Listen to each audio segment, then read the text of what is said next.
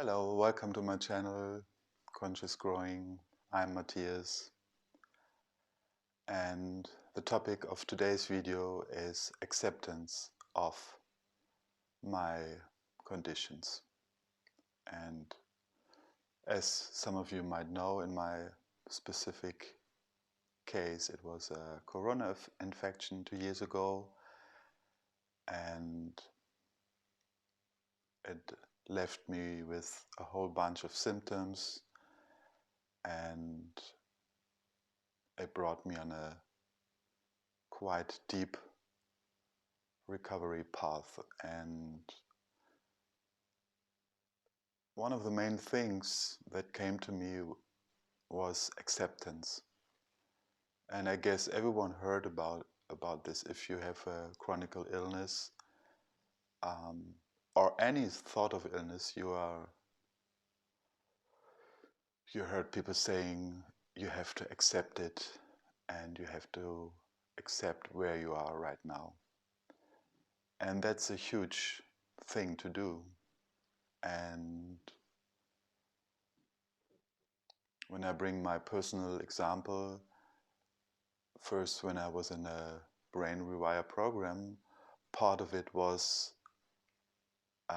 an acceptance meditation, and I did this regularly in the beginning, and it definitely had some effect on me.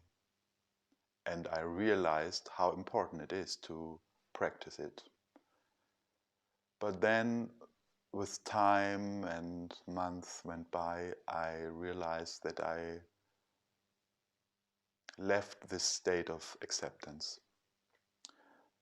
And I changed it, and the change was I want to get rid of my symptoms. I want to fix my symptoms. I do meditations to fix the symptoms. I do breath work to fix the symptoms. And then within time I realized that this fixing was so strong that acceptance itself didn't have any space in my recovery journey. And it came to me a few weeks ago that I have to come back to it.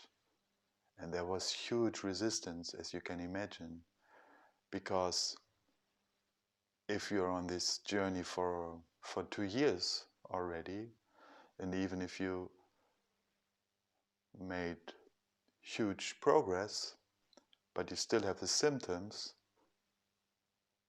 it might be hard to really go inside and accept your current situation, to accept the symptoms themselves. But I felt the necessity to do it because I was struggling and fighting, and I knew that I have to come back to this. And it was good though, but I want to share some important observations about it.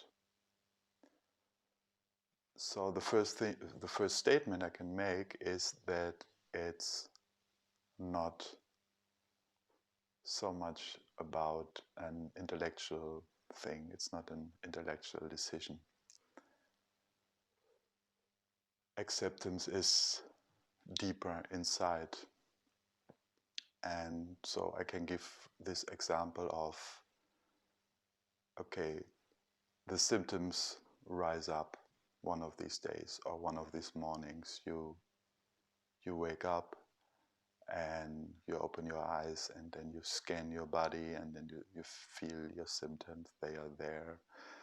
And then your mind starts to interpret these symptoms and how the rest of the day might be, and how your future might look like, and will this never end, and so on. And then when you are in this emergency states, or us, we can easily end up in these rabbit holes and get stuck there and with thoughts and sensations and so on. And then the fight starts, because at this point you get more in trouble, and then this tendency of, I want to fix this, I want to use some tools to fix it, to feel better, even makes it worse. And then the thoughts even go more negative, and more fear comes up. And then you're fueling these kind of sensations and thoughts, and then easily you're messed up. We are messed up. So, which role can play acceptance here? I would say it is the decision to accept the momentary state, just this moment, just as it is.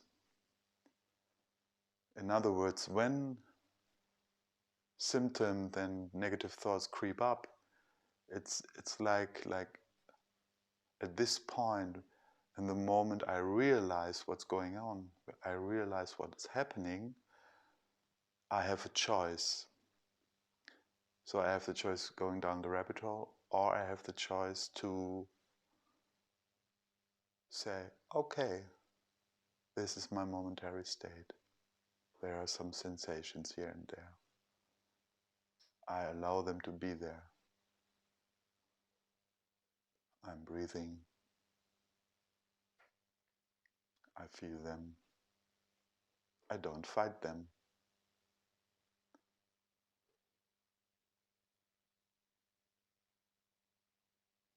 And this is a new decision. And this is something we can practice from moment to moment. And the important point about it's not about accepting the illness, accepting it for the rest of my life. Of course, I want to have this outlook and this trust I will surely recover. And this is part of the inner work too, to build up this trust, to build up this resilience. But I think this inner war, so to speak, is to win these little battles in order to win the war. And it's big words right now, but I think everyone who is involved in such states exactly knows what I want to point out here. It's really about how do I respond from moment to moment. How do I respond specifically when symptoms want to rise up? And I like this image of a crossroad. So you are on this crossroad and you can decide, do I want to go the old path, the right path, end up in despair, end up in fear, end up in freak out, or do I accept what it is right now? And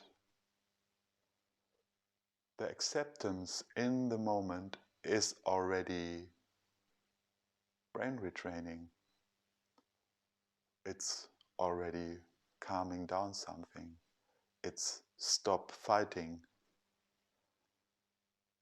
And this does something to the nervous system.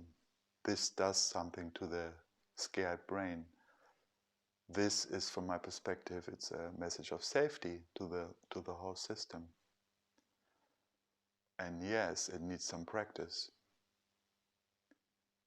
Because the nature of this inner work is that in the beginning, when you start to practice acceptance, symptoms will rise up. They will get worse. This is the nature. You tackle your habits. We are bring it to the surface, but we don't react in the same way anymore. And this is a new information, but this is some sort of security to our own scared brains. And I want to speak a little bit about the daily practice. So what does it mean specifically?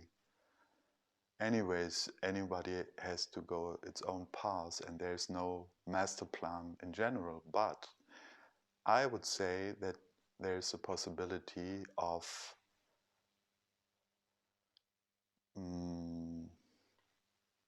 listening how loud and how destructive the energy of the symptoms are and the voices in our head. What means sometimes I make the experience, for example, I want to cook something. I plan to go to the kitchen and make a meal. And in some of the days, symptoms are really intense, and this voice is saying, we can't do it, it's too much.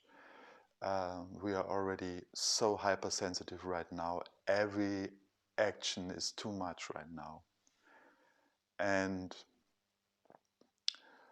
when these states are very intense, I sometimes really pull back a little bit, and I sit on the couch or on the bed, and I'm just stopping for a while and allow all these energies to be there, all these voices, all these symptoms, all these sensations, and I'm just sitting there and just fully allow it. And sometimes I do it for 10-15 minutes, but not longer, because it's very important to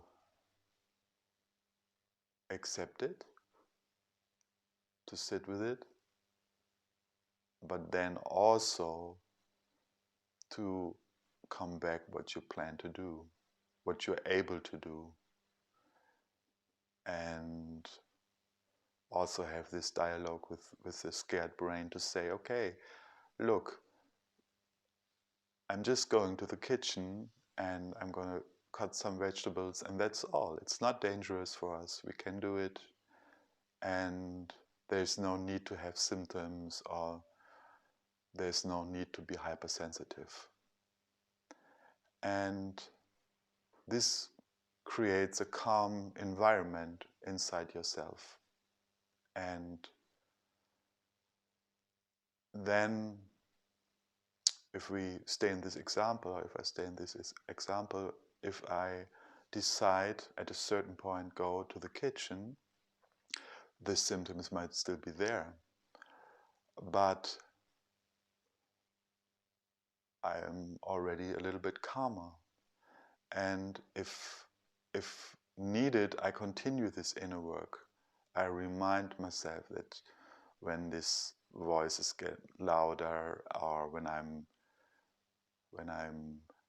have the tendencies to go to these old negative patterns of negative thoughts and ending up in these rabbit holes and so on, then I continue to calmly reassure myself that this is all fine, but also that I accept that the symptoms are there, but I'm not ruled by them the whole day through. I do what I can do within my capacities. And yeah, this is the practice in it. But really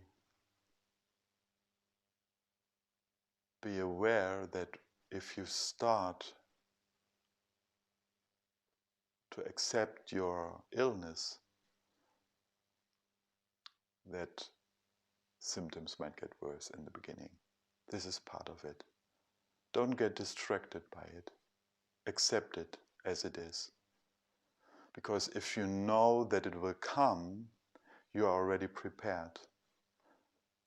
And when you are prepared, you have more self-empowerment, you have more resilience already. Yeah, and from there you go. And this is already a higher level of yeah, self-empowerment, I want to call it.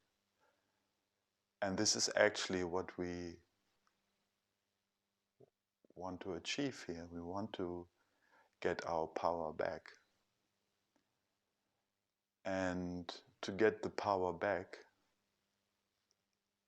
works the opposite way as we think it is.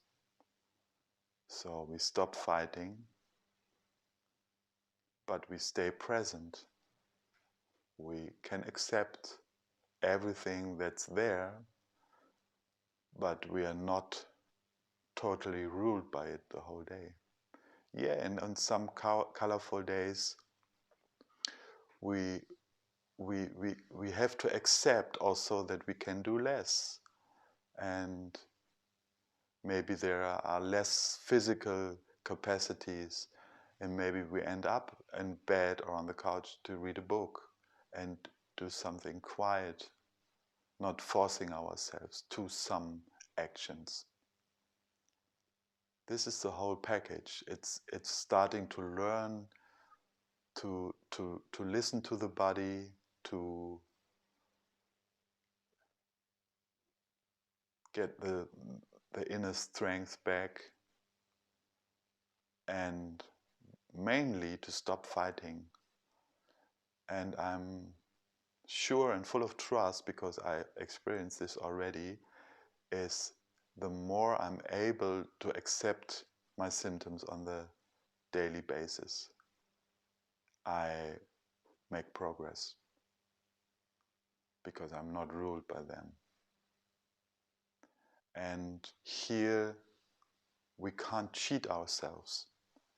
So it doesn't work intellectually. Yeah, I can't say, oh yeah, I accept. If it's just here and doesn't go here, it doesn't go in the body, it's not working. But it might start from there. We have a starting point.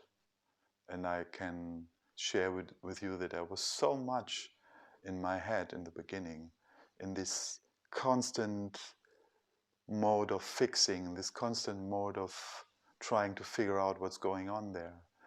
And this is the poison in recovery. It really has to come from the head to the body, to the trust again that we are actually okay and that everything is working for us if we don't fight it, if we don't distract ourselves, if we allow everything to be there, but then, as I said, on the other hand, not to get ruled by symptoms. And this is a practice, and I think this is a very powerful and important tool and part of recovery. So I hope this makes some sense for you guys, and I'm gonna end up this video for today. And if you have questions, comments, I appreciate it, and I wish you all a good day, and trust your inner words and trust your own being to have the capacities to recover fully. It's there in us. I fully believe. So, wish you a good day and see you in the next video.